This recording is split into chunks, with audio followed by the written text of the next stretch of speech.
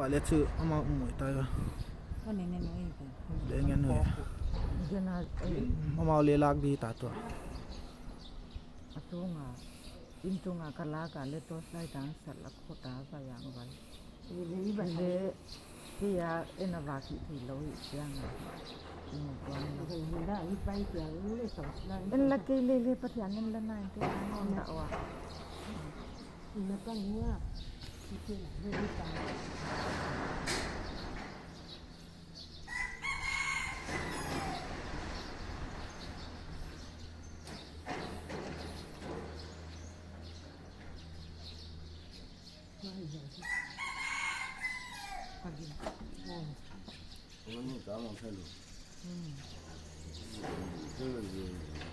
anh cái phong sâu lâu à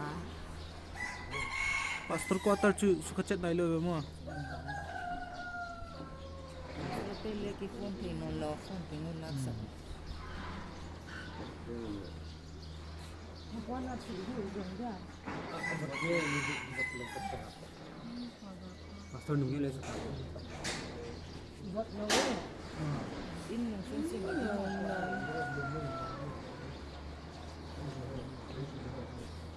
ang kita mo successful na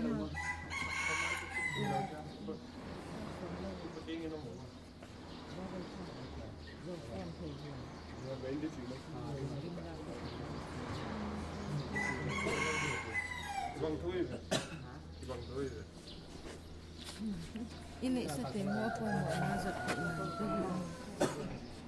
to ima ma ke tan chu